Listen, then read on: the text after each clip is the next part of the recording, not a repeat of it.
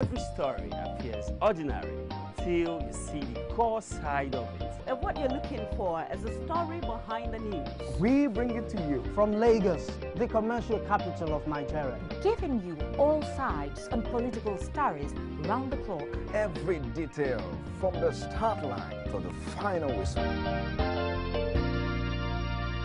CoreTV News, expanding your view.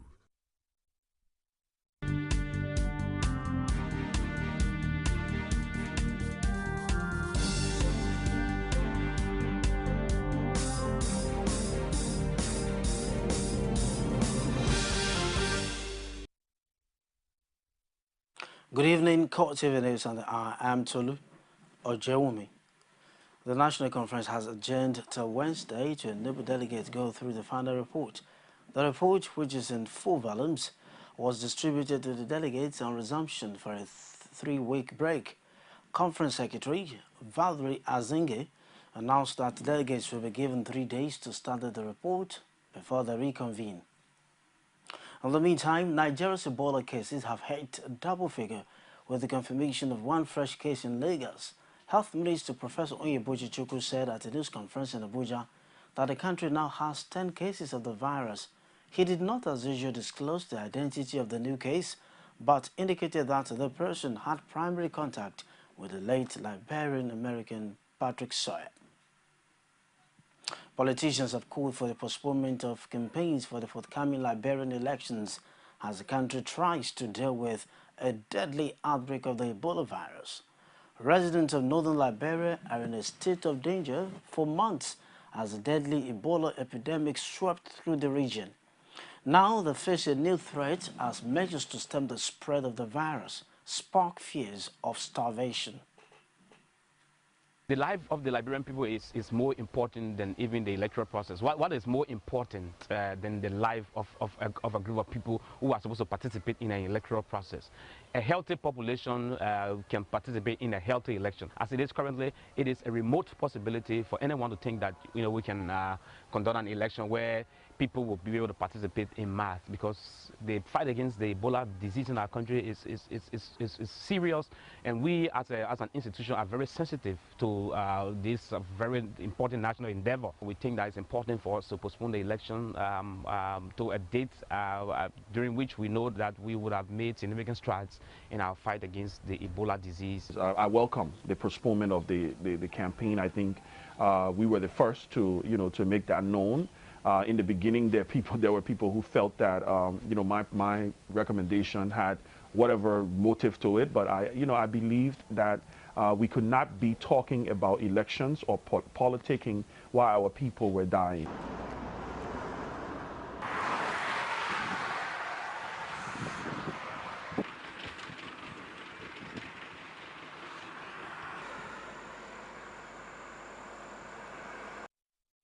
A Nigerian who was quarantined after he showed Ebola-like symptoms during a trip to Hong Kong has tested negative to the deadly virus. The southern Chinese city government said in a statement that the man had tested negative to Ebola virus upon preliminary laboratory testing. A government spokesman says in the past 1 month, the Nigerian had no contact with sick persons or animals and did not visit health care facilities, and added that he is currently in a stable condition. The 32-year-old arrived in Hong Kong from Lagos via Dubai and was hospitalized on Sunday after vomiting and suffering from diarrhea.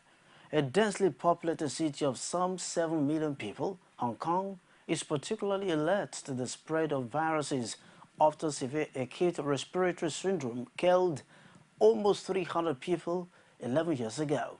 On July 30, the Hong Kong government said it will quarantine as a precaution all people from Ebola-infected areas who showed any symptom of the disease, such as fever, vomiting or diarrhea.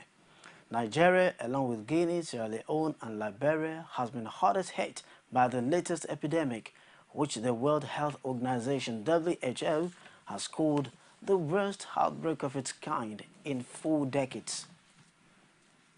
Students of Lagos State University have appealed to the state government and the authority of LASU to free students who are being victimized for their roles in the fight against fee hike in the institution. In a statement by the Students' Union President Nuruddin Yusuf, the students commended Lagos State Governor Babátúndé Fáṣọlá for reversing the institution's fee to 25,000 naira. Yusuf said the reversal of fee would restore the hope of thousands of Lagosians who had previously been denied access to education. Yusuf commended the LASSO restoration team, Students' Parliamentary Council, post-union leaders, Academic Staff Union of Universities, Senior Staff Association of Nigerian Universities, Education Right Campaign, and Joint Action Fund, among others, for their roles in the agitation. The leadership of the National Association of Nigerian Students in the Southwest Zone has commended the Lagos State Governor Babátúndé Fáṣọlá for reverting the tuition of the Lagos State University to its original rate. Fáṣọlá had increased the tuition from 25,000 naira to a maximum of 350,000 naira, sparking off a mass protest. It was reduced to between 34 to 60%, but the students were dissatisfied before it was finally reduced to the original amount. The Public Relations Officer of NAN Southwest, Jeremiah Olatinwo, thanked the Lagos State government for the reversal. He says the action will advance the frontiers of education and make education affordable to the common man, saying he is grateful that the governor reversed the fees regardless of whether or not he had a political reason for doing so. The All Progressive Congress APC governorship candidate and Governor of Osun State, Ralph Aregbesola, has clinched a second-term ticket as he emerged victorious at the Saturday, August 9 election. Aregbesola defeats his closest opponent, Iyola Omishire of the PDP, with over 100,000 votes. Rashid joined other journalists to keep vigil at the INEC office and fires in this report.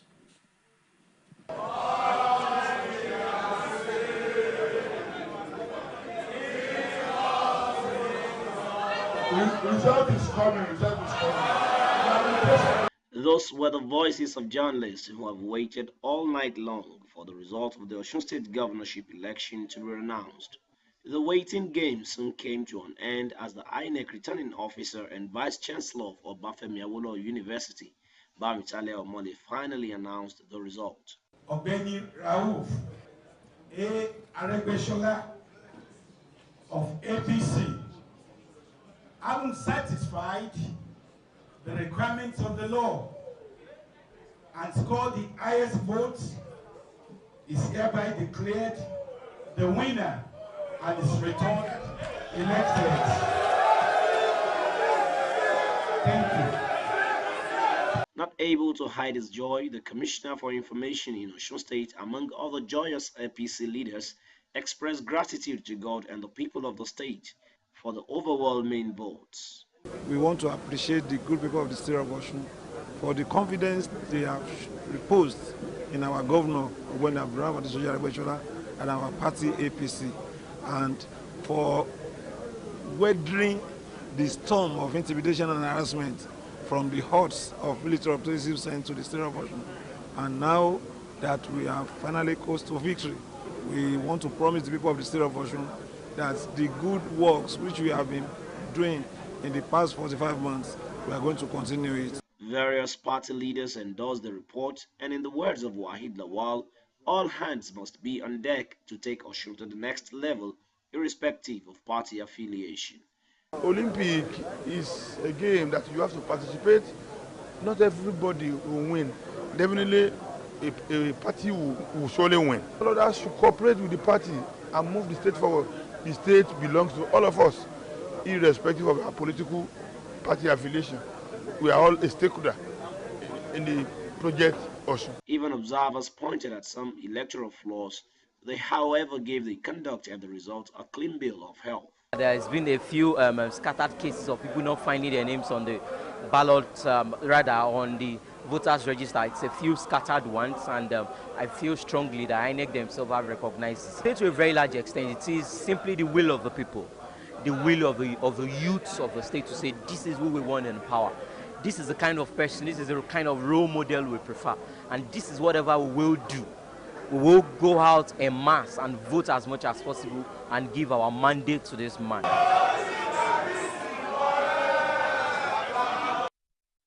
The governor of Osun, Ralph Aregbesola, has dedicated his victory at the August 9 governorship poll to the people of the state for their strong support, even in the face of intimidation.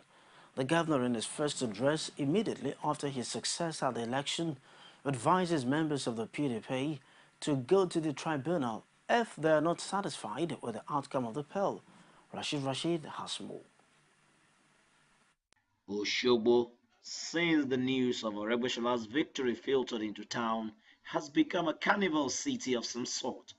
The governor was not left out as he joined the people in the victory celebration.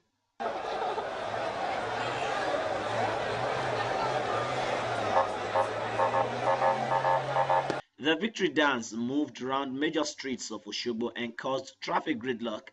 Security agencies caught on the web when spared the people's tantrums as they remember the alleged complicity of the Department of State Security in the period leading to the election.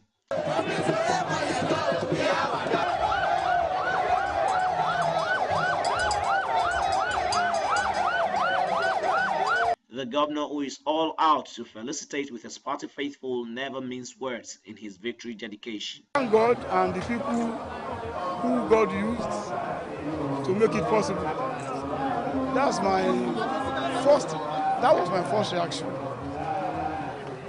We are getting ready for another round of hard work and deliberate commitment to the people. We see power as a huge responsibility. We will discharge that responsibility most effectively. Recognizing that an election must produce a winner, Aregbesola extends hands of fellowship to other contestants and stated that Osun is a project for all. They are welcome to partner with us for development of our state and nation, and the upliftment of the status of the black man all over the world. We invite them to collaborate with us to enhance the effort we are making to improve the condition of living of our people as a step towards ennobling the black man worldwide. He, however, did not fail to tell anybody disgruntled with the outcome of the poll to approach the Election Petition Tribunal if they are truly disgruntled. If there is anybody that should condemn or decry the process and procedure of the election, we should be the ones. If they feel sufficiently disenchanted with the result of the election, the tribunal is open for them for litigation.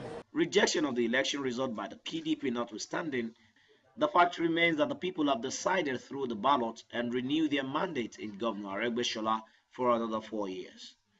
Rashid, CoreTV News, Oshogbo.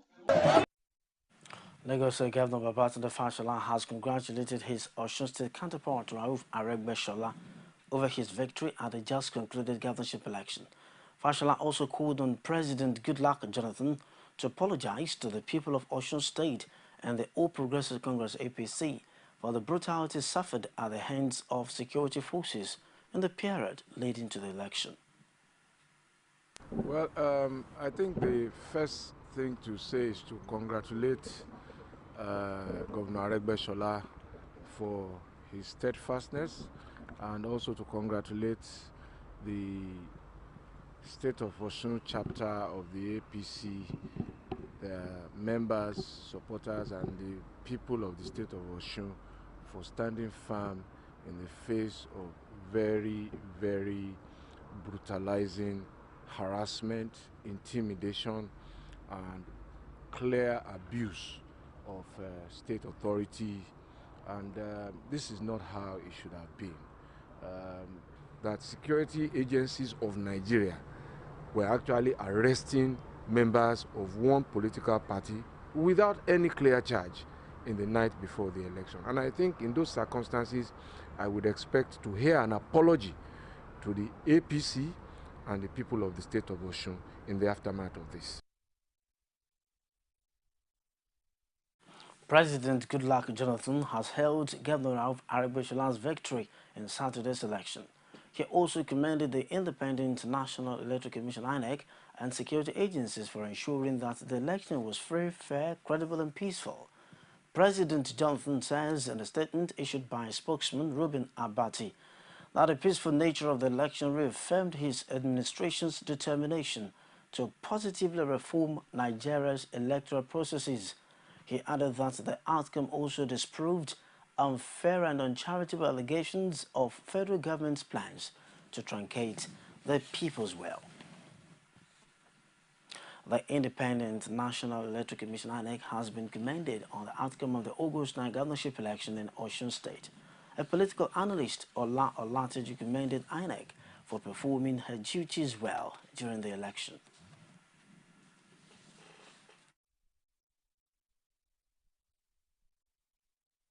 I need to congratulate the Independent National Electoral Commission for a job well done in Osun.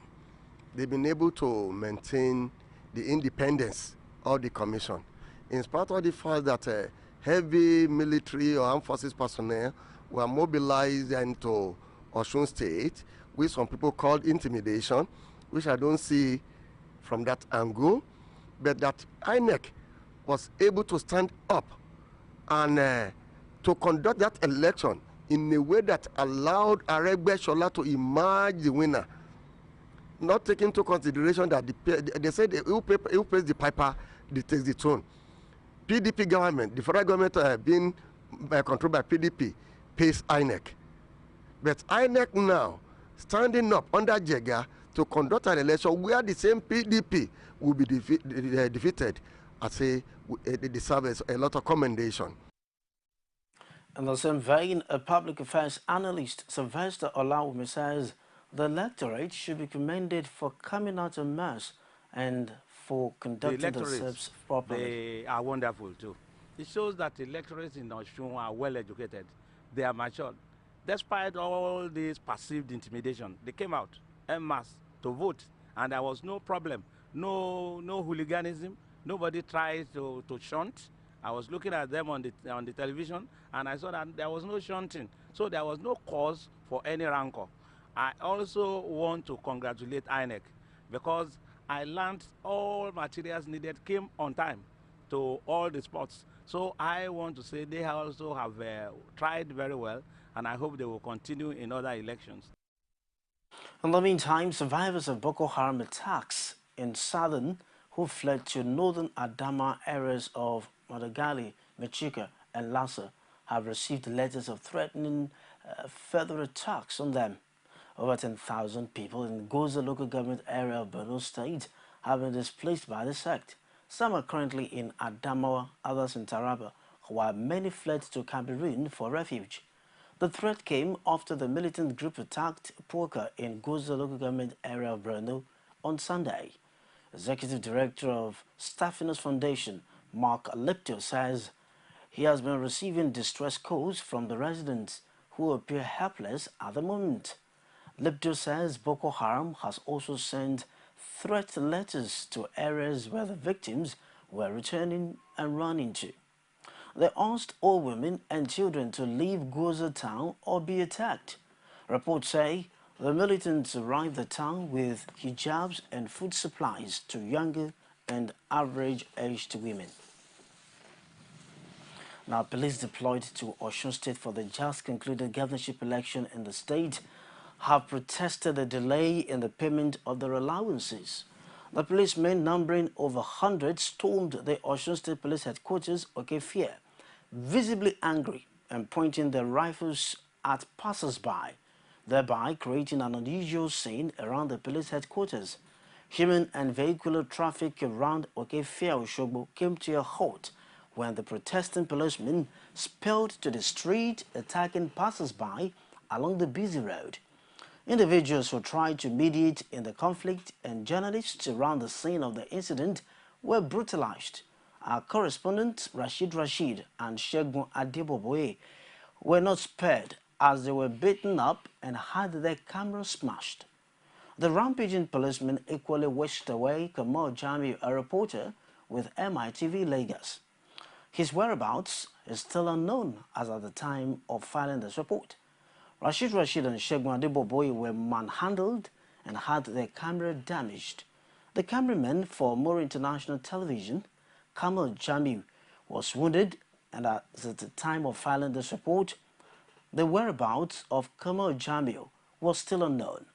Human and vehicular movements have been blocked around Okefia, the state command of the police.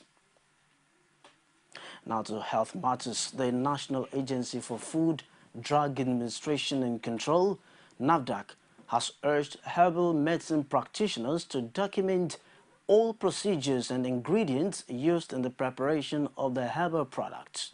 A deputy director in NAFDAC in charge of herbal and nutraceutical division of drug evaluation and research of the agency, Fiben Malomo Odu, said the measure will encourage generational knowledge transfer and safer health for future generations. She said that herbal medicines in some countries have attained international recognition and acceptance, adding that NAFDAC is ready to partner with herbal medicine practitioners to preserve Nigeria's indigenous medicines and curative ways. She revealed that the agency had already commenced clinical trials for some herbal drugs in order to verify claims of their efficacy, content, and lifespan. We'll take a break, and when we come back, we'll tell you stories from outside Nigeria. Don't go away. You can now watch CoreTV News live from anywhere in the world on our website, www.coretvnews.com. Click on Live TV on our website and watch us live. And welcome to CoreTV Primetime Days. To follow us on Twitter, click on Twitter icon on our website. On Facebook, click on the Facebook and YouTube to see all our previous news production. You can also watch us live on YouTube. Click CoreTV, leave a space, then News. CoreTV News, our 24-hour news station. Glad to have you join us on another edition of The Political Arena, the most detailed and incisive political show. If you are a sitting governor and the opposition is able to stomach structure against you, that means you are wicked to the people.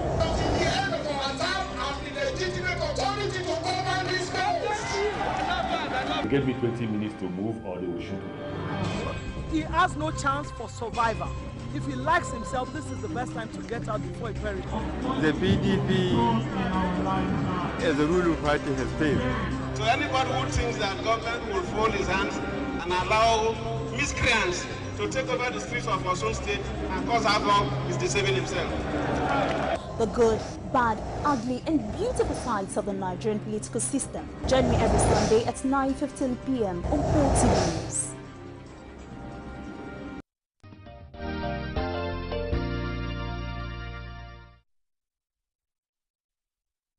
Now the rest of the news. A senior United Nations aid official warned Israel that a new conflict in Gaza is likely unless it lifts a crippling blockade on the tiny Palestinian enclave. The top UN humanitarian official for the Palestinian territories, James Rowley, says the international community had failed during more than a month of fighting between Israel and Hamas, which has killed more than 1,930 Palestinians and 67 people on the Israeli side. Israel and the Palestinians committed to observing a fresh 72-hour truce on Monday, accepting an Egyptian initiative to broker indirect talks. The blockade must be lifted, not only in order to get material into Gaza to rebuild it, but to allow Gaza to do what it was doing very well just 10 years ago, to trade with the outside world. Gaza has a tremendous potential. People are very entrepreneurial, they're well educated, they have markets abroad, Israel, the West Bank, but the blockade has to be lifted in order that Gaza can thrive. I'm afraid what will happen is not only will we see very little in the way of reconstruction, but I would say that the conditions are in place for us to have another round of violence like we're seeing now. You know, we have well over 10,000 homes that have been destroyed. In the media, no doubt you've seen that a large part of the Gazan industry has been destroyed. Maybe 300,000 people out of work. That's the news. Thanks for watching. I'm Tolu Ojewumi. Good evening.